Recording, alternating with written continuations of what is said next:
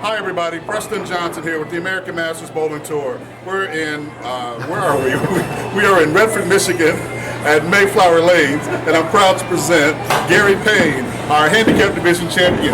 Hey, go Gary! Thank you. Thank you. I've been messing with him. I said, come on Gary, tell your face that you won, man. You won. How's it feel, man? Man, it's unbelievable. I mean, man, it was really tough all day, and it was a struggle throughout the day. And you know, I just got really lucky in a couple of matches. But you know, it really looked in my favor today. There you go.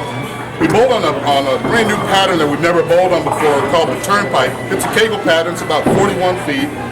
It tends to be out of bounds on the outside, but if you throw it tight, it hooks. Is that your experience? Is that what you saw today when you were bowling in qualifying? Exactly. It kind of reminds me of what's called a reverse block, where it's dry in the center part of the lanes, and on the outside part of the lanes, it's very oily. Okay. And that's kind of like an out-of-bound area. So I've experienced that pattern in Las Vegas at the AMBT once before, and it's a hard grind to really be consistent on a pattern like that. Now, how did you, when you were first throwing the shot again, this is your first time bowling with us, and my first question is, how did you find out about the American Masters? How did you find out about our tournament today? Well, I have a friend named Anthony Red Young, and he's been a member, of the American Masters Association for maybe a year or two, and I always see it advertised, and I've been knowing Dwight since we were in the Navi several years ago. Dwight and I just want to share something with you, not to get off the subject. Sure, that's okay. But Dwight and I bowled several years ago at Wildwood Lanes. I don't know if you remember that. And that was the most intensifying match that we ever bowled. Was that about 25 years ago, something like that, man? I think we were in our 20s, it was just exciting. And Dwight has been running the organization off and on, and he's doing a really great job. He's doing a great job with the organization, and during these bad economic times, a lot of bowlers are not able to participate because people lose their jobs or what have you. But I see the club is rebuilding itself now. And so you came out to support what Dwight was doing, what Anthony was telling you about.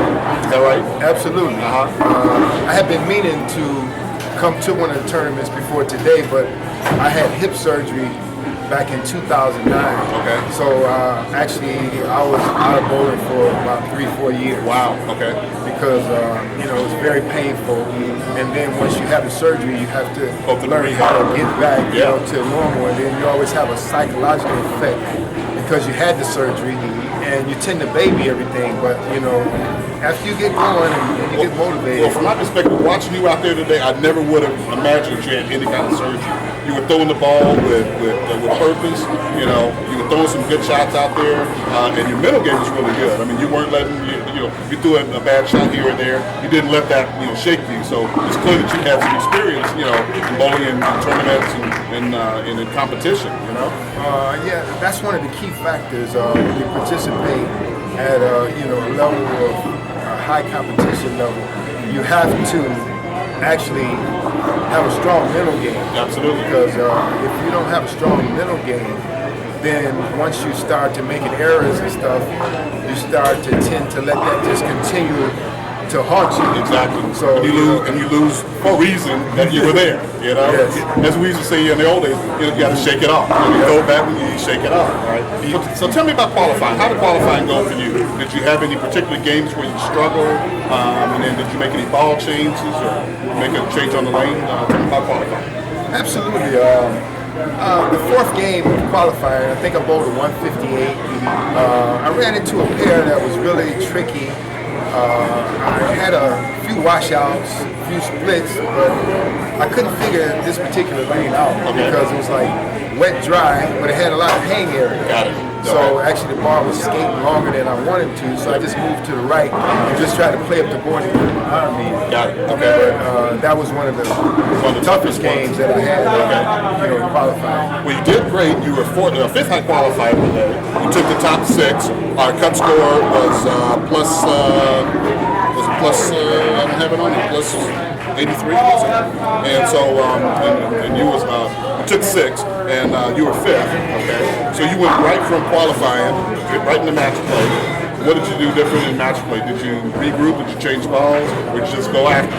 Well, actually, I did change balls. Actually, the lanes were actually making a transition to where some of the oil was carrying down a little farther, and they were a little drier than qualifying. So I had to move left a little bit and try to actually loft the ball a little farther to get more skid in the head oil because it carried down. So it was really tricky. It would jump on you if you hit it, but if you just roll it and let the lane take it, you would be actually keeping the ball in play. Gotcha.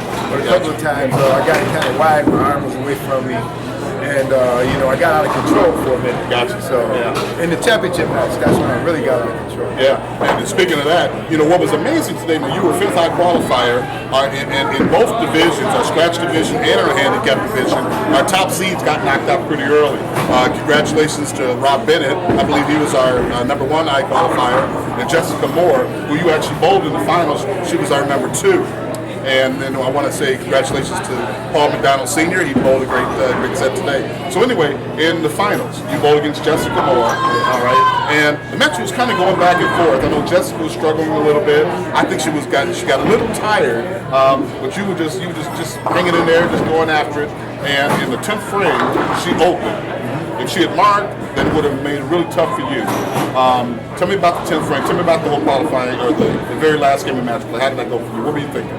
Well, actually, that was the most toughest game out of the 4 match play games that I bowled in.